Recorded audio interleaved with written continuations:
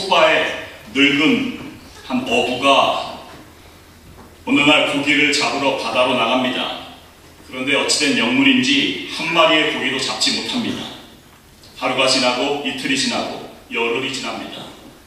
83일이 지나도록 여전히 빈손입니다. 그런데 지성이면 감천일까 마침내 84일째 되는 날 길이가 무려 18척이나 되는 커다란 청새치를 만납니다. 사흘 밤낮에 걸려서 사투를 벌인 끝에 간신히 포획을 합니다. 그 정도 크기의 고기라면 지난 한 3달 정도 공친 것을 메이크업하기에 충분했습니다.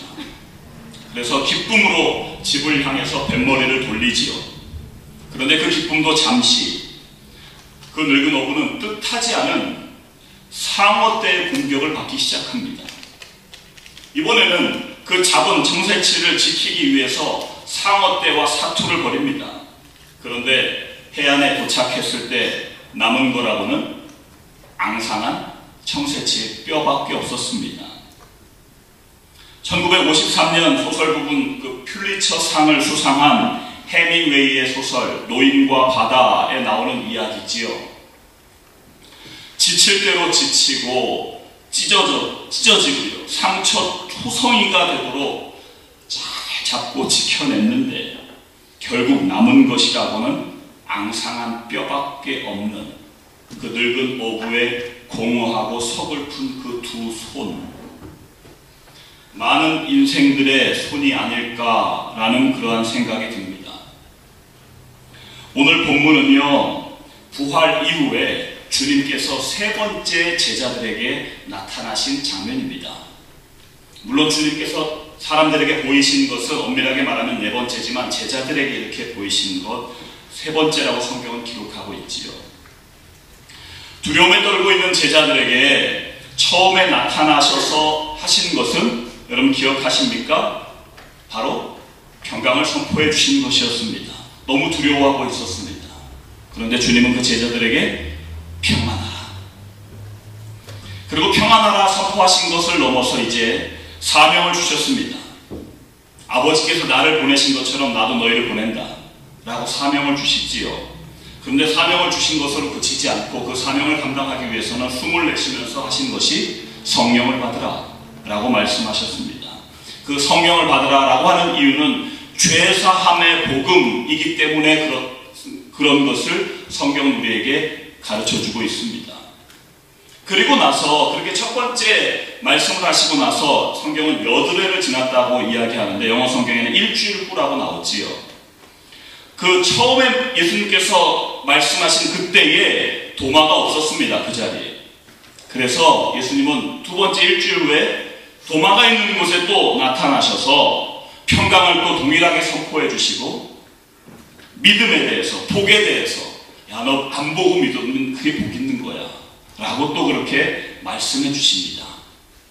그렇게 2번 말씀하신 이후에 오늘 본문은 1절에 우리가 같이 봉독한 대로 그 후에 라고 나오지 않습니까? 그렇게 2번 제자들에게 말씀하신 그 후에 이제 제자들에게 나타나셨는데 어디서 나타나셨냐면 디베랴 바다에 나타나셨습니다.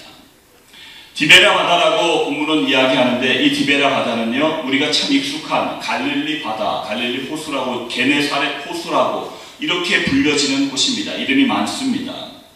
디베랴라고 하는 게 갈릴리 지방의 수도였기 때문에 그렇게 불리기도 했습니다.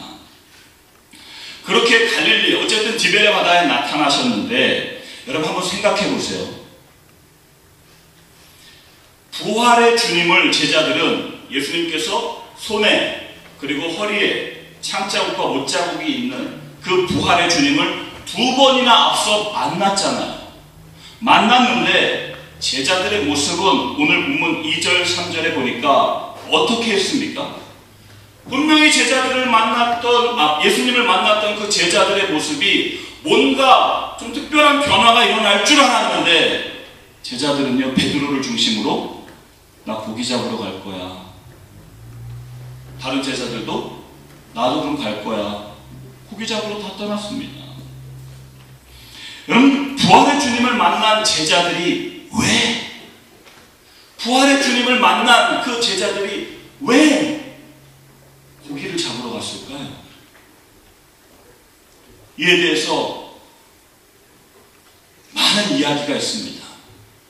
제자들이 이제 무엇을 해야 될지 몰라서 먹고 살기 위해서, 당장 이제 먹을 것이 중요하기 때문에 옛날 하던 것, 배운 게 도둑질이다, 고기잡이를 해야 되겠다 라고 돌아가는 것이라고 이야기도 합니다. 또한 그런 생계를 위한 뚜렷한 목적이 아니라 마음이 너무 공허해서 그 무료함을 달래고 정신적으로 그동안 너무나 많이 긴장했기 때문에 그것을 해소하는 것의 가장 좋은 방법은 고기 잡는 것, 낚시를 떠나시는 분들, 그런 분들 계시잖아요. 제자들이 그런 것이다 라고 이야기하는 사람도 있습니다. 어떤 사람은 주님을 배신하고 떠났던 것이 너무나도 창피하고 죄송해서 주님을 그냥 피하는 것이다. 어떤 사람은요, 아니다, 선교적 사명이 있는 것이다. 예수님께서 너희를 사람 낚는 어부가 되게 하리라 라고 말씀하셨기에 이제 제자들은 그 말씀대로 다시 고기를 잡는 거다. 뭐 여러 가지 이야기가 있어요. 그런데 이러한 많은 이야기 가운데 확실한 게 있습니다. 확실한 게 무엇이냐면 예수님께서 하신 말씀대로 된 것이라고 하는 사실입니다. 예수님께서는 제자들에게 내가 부활 이후에 갈릴리 호수에서, 갈릴리 바다에서 너희 다시 만나자 라고 하는 그 주님의 말씀 때문에 이렇게 제자들이 갈릴리 바다로 갔다라고 하는 사실이지. 그런데 문제가 있어요. 예수님의 말씀대로 어떻게든 갈릴리 바다로 고기 잡으러 갔는데 문제는요, 갈릴리 바다로 고기를 잡으러 간 그 제자들이 그 주님의 말씀 때문에 간지도 모르고 어쨌든 주님을 까맣게 잊어버리고 말았던 것입니다. 4절 말씀이 바로 그것 아니겠습니까? 4절 말씀이 주님을 잊어버렸어요. 주님의 말씀대로 갔는데 주님을 떠나서 주님이 거기 계신지도 알아보지도 못해요. 주님이 오셨는데 주님인지도 알지도 못해요. 주님을 잊어버리고 말았던 이것이 가장 큰 문제였습니다. 여러분, 우리 인생에서 무엇을 하느냐, 내가 이 일을 하느냐, 저 일을 하느냐, 이 사람을 만나느냐, 저 사람을 만나느냐, 그 문제가 아니라 주님과 함께하라. 내가 주님을 안 잊어버리고 있느냐, 이것이 가장 중요한 문제입니다.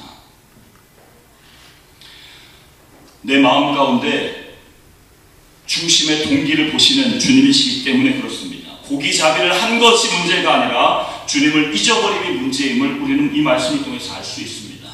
그래서 오늘 우리의 모든 것을 아시는 주님께서 혹시나 우리의 삶 가운데 주님을 잊어버리고 수고하며 제자들에게 그러셨듯이 우리 가운데 오늘도 우리 분명히 말씀하실 겁니다. 주님은 그렇게 주님을 잊어버리고 고기잡이를 하러 떠난 그 제자들에게 찾아가셔서 나타나셔서 하신 첫 번째 말씀이 무엇이냐? 오늘 바로 설교 제목이거든요. 같이 한번 따라 하실까요? 고기가 있느냐?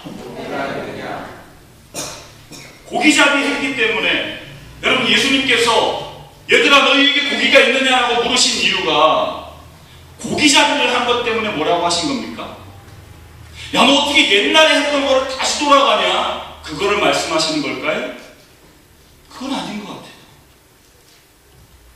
아니면 너희들 어부 몇십 년 동안 평생 고기 베테랑이라고? 고기 잡는 거? 근데 한 마리도 못 잡았지?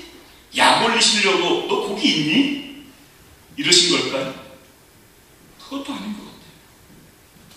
자신을 알아보지도 못하며 갈릴리에서 만나리라는 말씀도 까맣게 잊어버린 채 정신없이 빈 그물질을 하는 제자들에게 주님께서 말씀하신 의도가 도대체 무엇인가? 고기가 있느냐라고 물으신 그 의도가 도대체 무엇일까?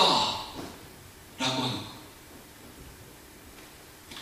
5절에서 사용한 제자들에게 너희에게 고기가 있느냐? 라고 말씀하신 그 고기라고 하는 단어를 좀 구체적으로 살펴볼 필요가 있습니다.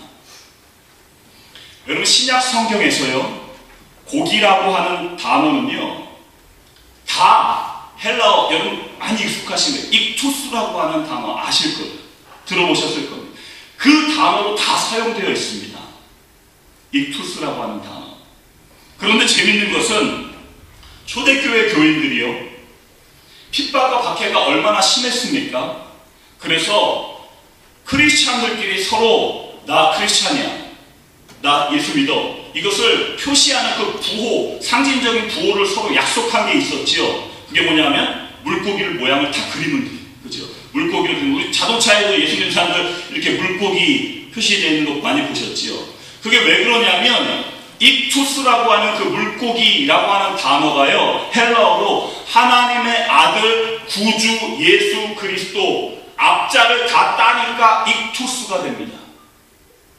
하나님의 아들 구주 예수 그리스도를 다 따니까 익투스예요. 물고기라고 하는 단어. 그래서 크리스찬들이 익투스, 하나님의 아들 예수 그리스도, 그거를 그냥 줄여서 물고기로 다 그리면 참 예수 믿는 사람이구나. 서로 교제하고요, 도와주고 섬기고 했던 그러한 모습이 있었습니다. 그런데 오늘 5절에 예수님께서 제자들에게 너희에게 고기가 있느냐 말씀하신 그 고기라고 하는 단어는 익투스라고 하는 단어를 사용하지 않으셨어요. 예수님께서 딱 한 번 유일하게 여기에만 예수님께서 사용한 단어가 이 고기라고 하는 단어는 프로스파기온이라고 하는 단어를 사용하셨습니다. 유일하게 사용한 이 단어는요, 원래 물고기라는 뜻이 아닙니다. 고기가 있느냐라고 말씀하신 그 고기가 물고기라는 뜻이 아니라 식탁 위에 올려진 진미, 아주 귀중한 음식들, 소중한 것들이라고 하는 의미예요. 그러니까 다시 표현해보면 이런 거예요. 예수님께서 제자들에게 얘들아, 너희가 정말 귀한 것을 얻었느냐? 얘들아, 너 정말 너에게 소중한 것이 지금 있느냐? 라고 그렇게 물으시는 겁니다. 그렇게 물으시는데 제자들은 없습니다 라고 대답했지요. 무엇을 말씀하시는 걸까요? 예수님께서는 그 제자들에게 물고기 자비한 것 때문에 뭐라고 하신 것이 아니라 나를 떠나서는 너희가 무엇을 해도, 무엇을 얻어도 그것이 소중하고 귀중하고 진귀한 것이 될 수 없다라고 하는 것입니다. 다시 한번 강조하지만 악한 죄가 아닌 다음에야 무슨 일을 하느냐가 문제가 아니라 누구를 위해서 하느냐, 무슨 목적을 가지고 하느냐, 더 중요한 것은 주님과 함께 하느냐, 이것을 지금 강조하는 것입니다. 그래서 주님께서는 그 다음 6절 말씀에 말씀하시지요. 오른편에 그물을 던지라. 여러분 생각해 보세요.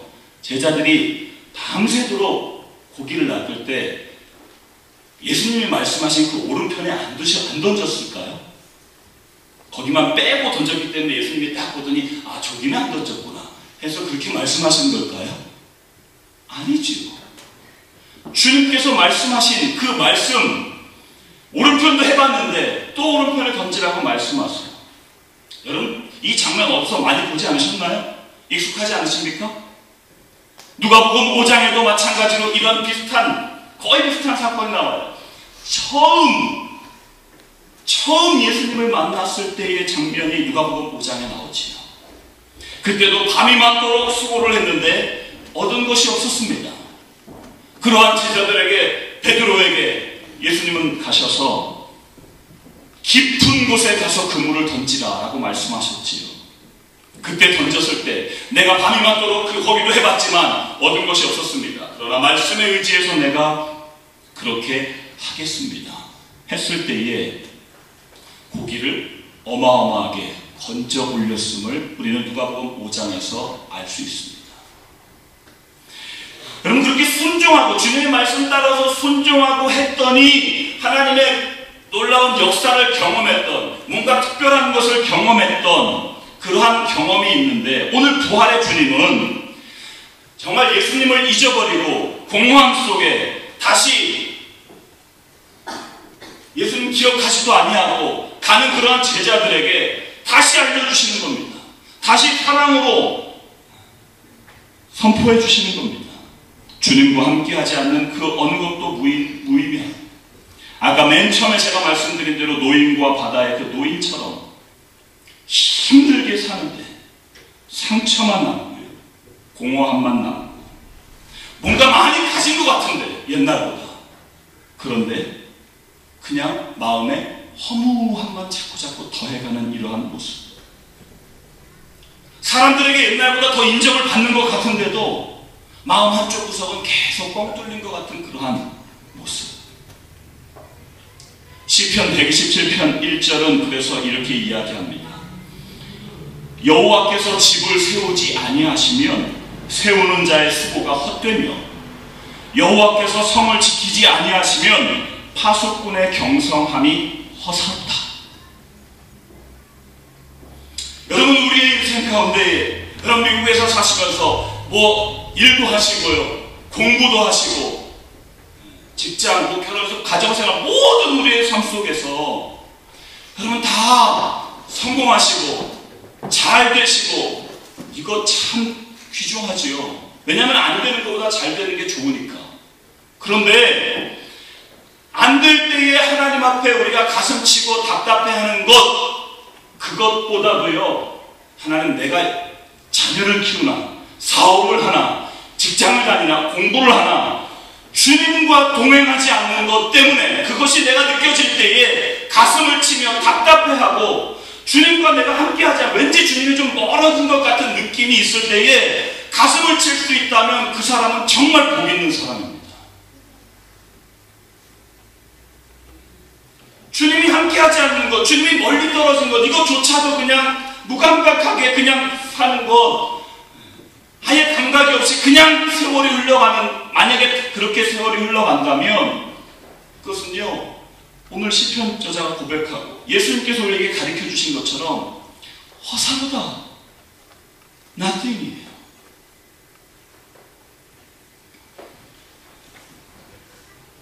저는 최근에 이 사랑에 대해서 저의 이 패러다임 완전히 시프트가 일어났어요.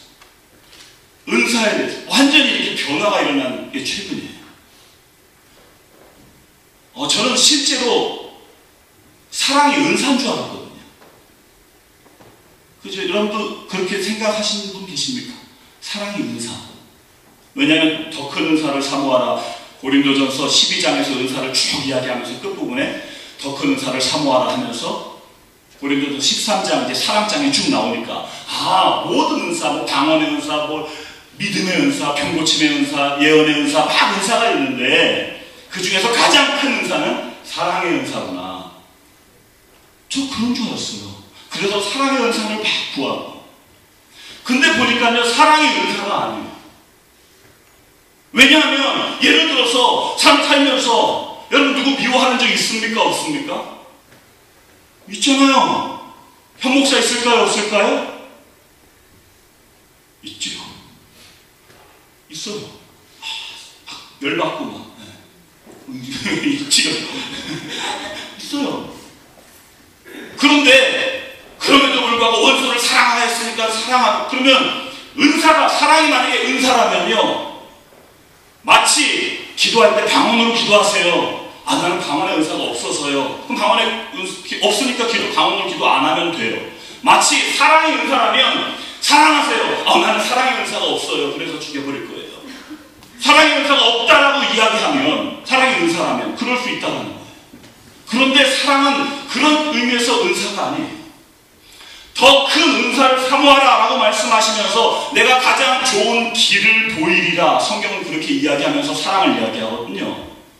믿음의 은사든 방언의 은사든 섬김의 은사든 예언의 은사든, 여러분이 고기잡이를 하든 사업을 하든 자녀를 키우든 무엇을 하든 거기에 사랑을 덧입혀서 사랑으로 행하지 않는 모든 것은 다 nothing이에요. 사랑이 없는 믿음, 잘난 척합니다. 정죄합니다. 사랑이 없는 믿음은요. 사랑이 없는 방언, 기도하려면 방언이 있어요. 방언 기도 못하면 무시합니다. 사랑이 없는 섬김, 연락을 섬기고 다른 사람 섬기지 않으면 욕해요. 나는 이렇게 섬기는데 막 이러고요. 사랑이 없는 모든 것은요, 다른 사람을, 하나님을 구역질하게 만드는 일이라고 하는 사실이에요. 그래서 더 큰 은사를 사모하라는 것은 이 땅에 살면서 우리가 무슨 은사를 가지고 있든, 심지어 무슨 일을 하든, 무슨 직업을 가지고 있든 사랑으로 행해야만 합니다. 다시 말해서 주님과 동행해야 한다라고 하는 사실이에요. 오늘 주님께서 그걸 말씀하시는 거예요. 주님과 동행하는, 주님과 함께하는, 주님과 사랑하는 것. 그것이 없으면 고린도서 13장에 다 nothing, 아무것도 아니라는 거예요. 여러분, 온몸을 불살라 내주는 이 구제, 섬김 얼마나 귀중해요. 그럼에도 불구하고 그렇게 구제하고 섬기고 우리 선교가고 이런 거요, 하나님의 사랑이 없으면, 주님과 동행함이 없으면 아무것도 아니다. 가장 큰 은사가 뭐냐, 가장 소중한 게 뭐냐, 주님과 함께하는 것, 사랑으로 행하는 것, 이것이라고 하는 사실이에요. 여러분, 이런 엄청난 사실을 예수님께서는요, 오늘 제자들에게 마치 어린아이에게 조근조근 설명하듯이 자세히 알려주세요. 그 증거가 그 다 큰 제자들에게 뭐라고 말씀하시냐면 얘들아 라고 부르시거든요. 얘들아, 너희에게 고기가 있느냐. 여러분, 얘들아 라고 하는 그 단어는요, 헬라어로 파이디온이라고 하는 단어인데, 그 파이디온은 조그만 어린애를 부를 때 하는 호칭이에요. 마치 우리말로 하면 얘 꼬마야 이런 거예요. 제가 만약에 오늘 미시 형제, 우리 동생이 LA에서 갔는데 미시 형제에게 내가 꼬마야 이러면 어울립니까? 이런 꼬마가 어디 있습니까? 전혀 안 어울리지. 네, 말도 안 돼요. 네, 꼬마야라고 하는 단어를 쓴다면. 근데 예수님은 그 제자들에게 꼬마 얘들아, 파이디어, 아주 어린아이 부르듯이요, 그렇게 말씀하시는 거예요. 두 가지 의미가 있지 않겠습니까? 나를 떠나서 너희 마음대로 나를 잊어버리고 살면 너 참 아직도 철이 없구나, 너 아직 애기구나 라고 하는 것을 주님께서 말씀하신과 동시에 정말 너는 아직 내가 돌봐주고 내가 아직 너를 인도해야 돼, 넌 너무 어린아이구나, 아이고 내 아들, 넌 아직 내 아들이야 라고 하는 그런 의미. 저는 한국에 전화를 하면 가끔 일주일이나 한 2주일 정도 만에 아버지와 이렇게 통화를 합니다. 근데 아버지는요, 전화할 때마다 여태까지 제가 매일 체크하는데 매번 한 번도 빼지 않고 저를 딱 여보세요 하면 뭐라고 하시는지 아십니까? 사랑하는 우리 아들, 혼자 지내기 힘들지? 한 번도 안 그래서 적이 없어요. 사랑하는 우리 아들, 어떻게 혼자 지내기 힘들지? 사랑하는 우리 아들, 그걸 빼지 않으시는 거예요. 매번. 제가 나이 이제 40 넘고 그래도 아버지 눈에 보이면 여전히 그냥 무엇을 하기 때문이 아니라 그냥 내 사랑하는 아들인 거예요. 내 사랑하는 아들아, 내 사랑하는 아들아. 뭐 목회를 잘하고 있느냐, 뭐 어떻게 이게 중요한 게 아니라 그냥 나의 존재로 내 사랑하는 아들아. 마치 예수님께서 제자들에게 얘들아, 너 고기가 있느냐 하실 때에 얘들아 부르셨던 것처럼 사랑하는 아들아, 그렇게 말씀하세요. 무슨 일을 했고 성공했고 잘나가고의 문제가 아닙니다. 그 자체로 그냥 인정해 주시는 예수님의 모습. 얘들아, 너희 나를 사랑하는 아들아. 그런 의미에서 우리 가정마다, 우리 교회가 그랬으면 좋겠어요. 저분은 저거 하니까 얘는 이거 하니, 이게 아니라 그냥 옆에 있는 사람 우리 존재로 말이에요.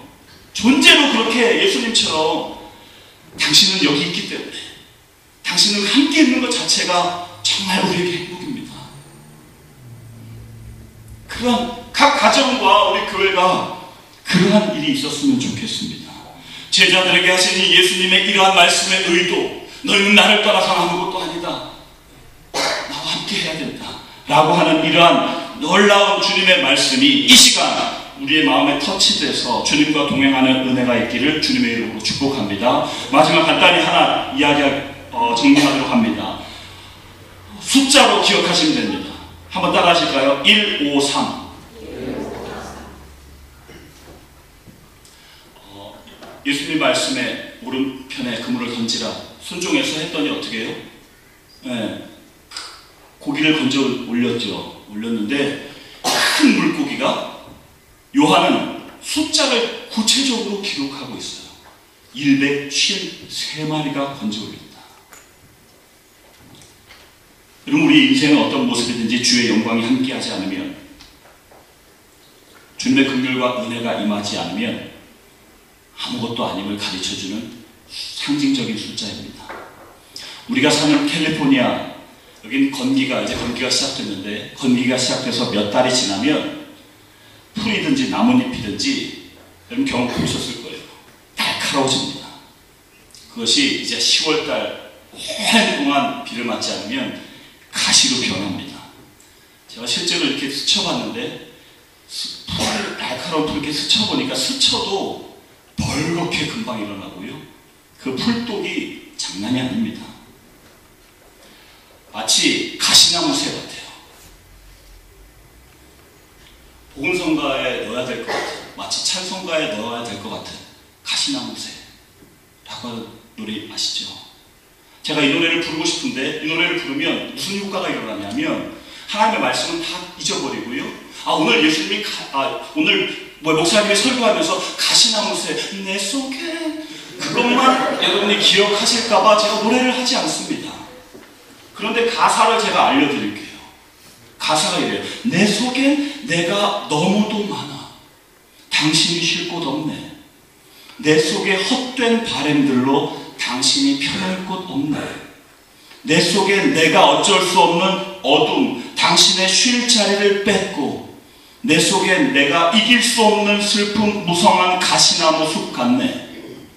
바람만 불면 그 메마른 가지 서로 부대끼며 울어대고, 쉴 곳을 찾아 지쳐 날아온 어린 새들도 그 가시에 찔려 날아가고, 바람만 불면 외롭고 또 괴로워 슬픈 노래를 부르던 날이 많았는데, 내 속엔 내가 너무도 많아 당신은 쉴 곳 없네. 이게 가사거든요. 근데 여러분, 놀라운 것은요, 그렇게 뾰족한 가시나무도요, 비가 내리고 비를 팍 맞잖아요. 그러면 가시가 부드러워지기 시작해요. 그렇게 찌르던 가시가. 특히 이 캘리포니아뿐만 아니라 예수님이 계셨던 팔레스타인의 그 사막의 가시들은 더더욱 그러합니다. 1년에 일주일에서 2주일 정도 비가 내립니다. 나머지는 다 비가 안 내려요. 그런데 1년에 그 내리는 그 일주일, 2주일 만에 뾰족했던 가시가 일주일 비를 맞으면 이게 부들부들해진다는 거예요. 놀랍지 않습니까? 고기잡이 베테랑들인 제자들이 밤이 맞도록 수고했는데, 마법이라도 걸린 것처럼 한 마리의 고기도 잡지 못하다가 주님의 말씀에 순종하여 오른편에 던졌는데 그물을 둘 수 없을 정도로 고기가 잡힌 것입니다. 그 수에 대해서는 여러 가지 사람들이 갖다 붙여요. 10계명과 그다음에 성경의 6까지. 그래서 그 10하고 7하고 더하면 17인데 1부터 17까지 1 더하기 2 더하기 3 더하기 이렇게 해서 17까지 더하면 그게 수가 2로 3이다. 이렇게 또 붙인 사람이 있어요. 참 대단해요. 그리고 100은 이방인이고 50은 유대인이고 3은 삼위일체다. 그렇게 또 붙인 사람도 있어요. 그것도 또 대단해요. 옛날 고대에 어류 종류가 153종이었다. 그걸 이야기합니다. 다 잡은 거다. 이렇게 이야기해요. 그러나 그것이 중요한 게 아니라 정말 분명하고 중요한 것은 주님이 개입하셔서 우리의 삶에 사랑의 차원, 말씀의 차원이 임하니까 사람의 생각으로 상상할 수 없었던 그러한 은혜가 임하더라는 거죠. 그래서 1, 5, 3이라고 하는 것은 단순한 대박이 아닙니다. 제자들은 분명히 느꼈을 것입니다. 나는 보잘것없는 어부인데,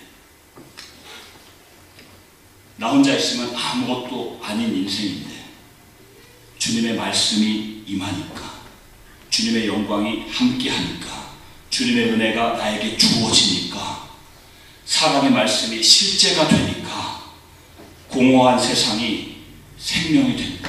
공허한 세상이 의미가 임하는구나. 이것을 경험한 것이 바로 153입니다. 더 놀라운 것은 누가복음 5장 처음 예수님을 만났을 때 그 그물은 찢어졌습니다.